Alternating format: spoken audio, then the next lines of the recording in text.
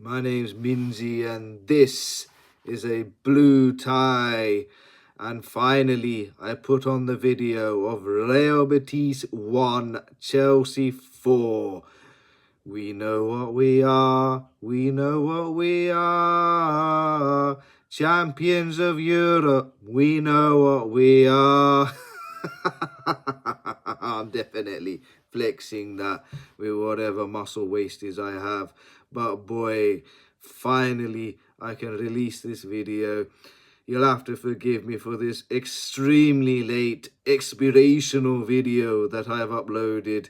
I know the game was hella ages ago, but you'll have to seriously forgive me because I was dealing with ARCP. Because I was in a bit of trouble.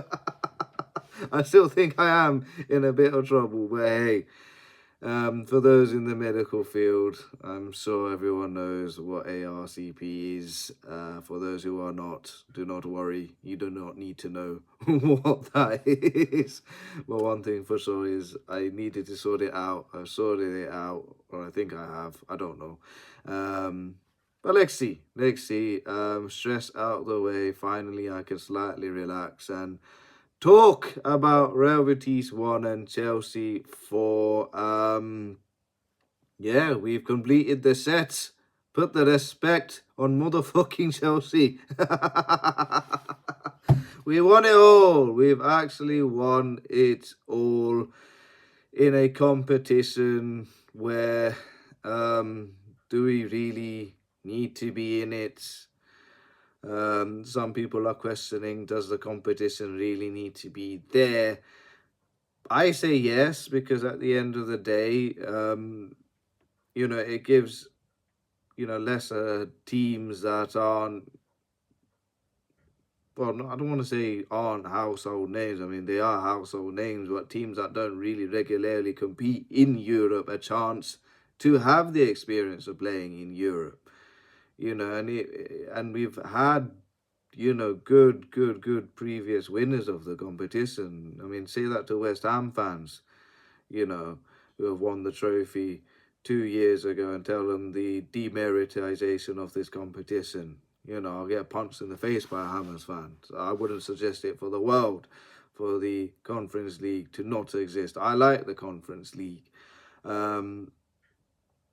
I think it helped us. I genuinely think that competition helped us because we've got a squad full of youngsters. We were able to use the first team squad to compete in the Premier League, and we were able to use the reserve players to play in the Conference League. It gives the youngsters and those who don't really get to play in the Premier League on a day in, day out basis a chance to prove themselves and a chance to put questions over Enzo Maresca and his team selection going forward. It was a nice little headache to have. And just as a young team to get that first trophy in your belt under a new regime, it does do wonders. It does do wonders. Yes, do Chelsea need to be in this competition? No, not really. We saw in the group stages, like poor old No AFC being 6-0 down or 5-0 down at half time to a reserve Chelsea team. Like the group stages was just a mockery. We breezed through them. Knockouts, barely even tested. I know Chelsea lost a return fixture at home 2-1 quite embarrassingly, but hey, the job was already done away from homes. Semi-final was about as unexciting as it can be for Chelsea in any European competition, really. It was the most uneventful semi-final one could have. I said it from the beginning, thank goodness Real Betis and Fiorentina were on the other side of the draw. I do think over 2 legs, one of those teams would have made it very difficult for us, possibly even knocked us out. But thankfully, we only got to play one of them in the final. And for once, the final was a real challenger. It was a real tester. Credit to where credit is due. Real Betis really put up a fight. But it's like, how can I describe that game? It's like It's like, when you're making love to your girl and you want the girl to dominate, you want them on top, you want them to dominate, you find it very exciting. But in the end, in the second half, you just put her down onto the floor and just finish it off. That's what we did. We jizzed all over Real Betis. I'm sorry. We jizzed all over them. They couldn't handle the pressure. They really couldn't. But for 60 minutes, they were fantastic. They did what they had to do. Their probably only regret was they probably should have been 2-0, maybe an argument of 3-0 up, but they didn't take their chances. They only took the one they had in the 9th minute when Isco, rolling back the years, made a great pass for Real Betis to go 1-0 up. Solid finish. Solid finish. And Real Betis were good value for their 1-0 lead. But as soon as Enzo Maresca put the changes in, Chelsea just absolutely blitzkrieged Real Betis. I'm sorry, you guys. It could have been your moment. It could have been a first. You even tried to tempt fate by presenting a little bird to your emblem, seeing as Liverpool, Newcastle, Tottenham all won major trophies, and I've got birds on the elbow. I don't know if Real Betis have got any association with birds, but hey, the lion became a lion and became a predator and absolutely devoured Real Betis's bird. First goal for Chelsea, Palmer with a beautiful ball into the box for Enzo Fernandez to plant a header past a hapless Adrian. He actually fucked that up. He should have saved that. I saw that header and I just went, that should be a comfortable save for the keeper. He should be able to tip it around the post. Instead, he made the right pig's ear of that.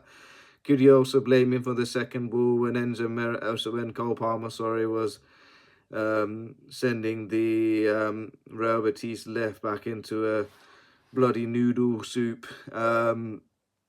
twisting one way or the other, puts a beautiful ball across the box for Jackson. I mean, I'm sure he meant to head that, but it's just clumsily hit him into the chest and into the net. He bundles it in. Could Abdian have done better with that shot? He probably could have done.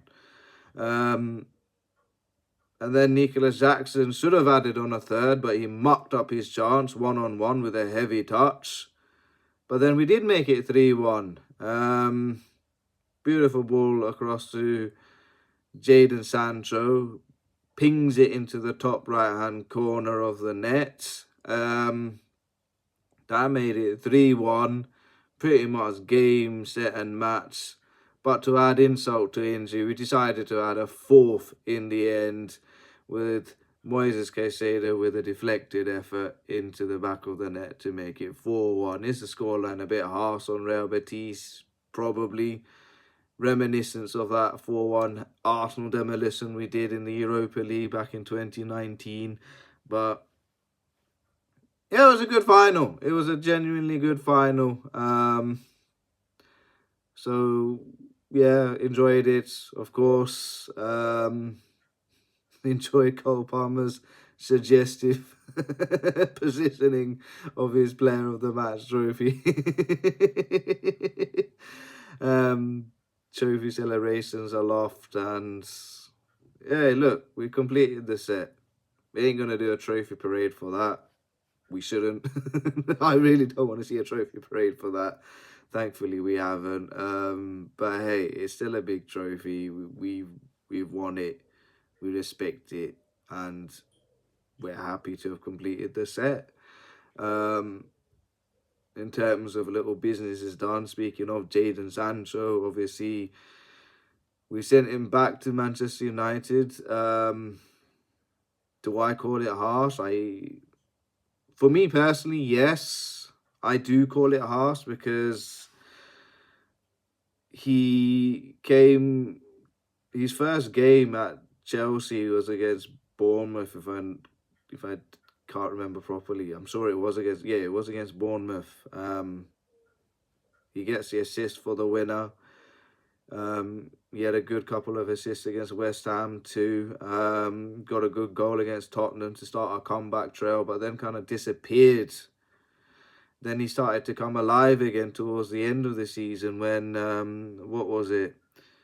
He scored a beautiful goal against Ipswich to get us back into the game. And then he finished it off in style with that goal against Real Betis. A lot of criticisms I would have for him is I wish he would have taken more shots. He's got a good right foot. He should use it more. Use it more. I don't care where you shoot from. Just shoot. And don't be afraid to take your man on. Am I sad? Am I a bit gutted that we've sent him back to an extent? Yes, I am. But am I really, truly that gutted? No, I'm not. I'm on the fence of 52%. Yeah, I would have loved to have kept him. And 48% of no, I wouldn't have kept him. It's not a harsh send back, but it is a disappointing send back to Manchester United. I wouldn't have minded keeping him. I really wouldn't have minded keeping Jadon Sancho for another year or so, see where that goes. But, you know, there's no sentiments in football. It's just a cruel business, and we've sent him back. So long, c'est la vie. I wish you all the best going forward, Jadon Sancho, in your future endeavours. And thank you for your service. Liam Delap, we've recently bought. We'll see what he does for us. I know he gave me absolute palpitations when he made a mockery of us at Portman Road. Even at Stamford Bridge, he was just causing nightmares for us. I think he got 2 assists, did he not, for those 2 goals against us at Stamford Bridge. And then he got a goal and an assist against us at Portman Road when they defeated us 2-0. We shall see if he's a nasty little fucker like he was for Ipswich. But hey, it's just a start for him. Hopefully we'll see him tonight in the Club World Cup against LAFC. I've got tickets for that game. Well, I haven't got tickets for that game. Otherwise, why would I be here? No, I have got tickets for the Club World Cup. I will be going to Philadelphia next week, God willing. And we'll be playing against Espirito de Tunis in the last game. And hopefully, if we finish first, we get to go to Miami. And if we finish second, we get to go to Charlotte. And if we go out, I will still go to fucking Miami. There's no way I'm not going to Miami. I'm going to go to Miami to have some fun.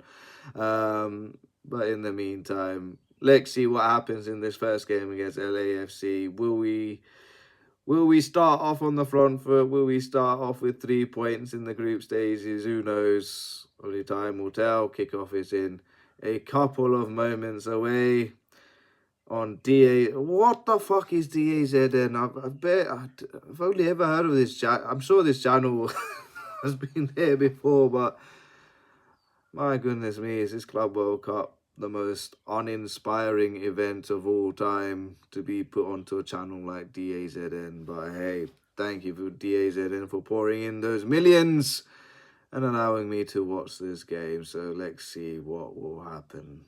Other than that, we're champions of the world, babes. And I cannot wait to see what happens in the game coming up against LAFC.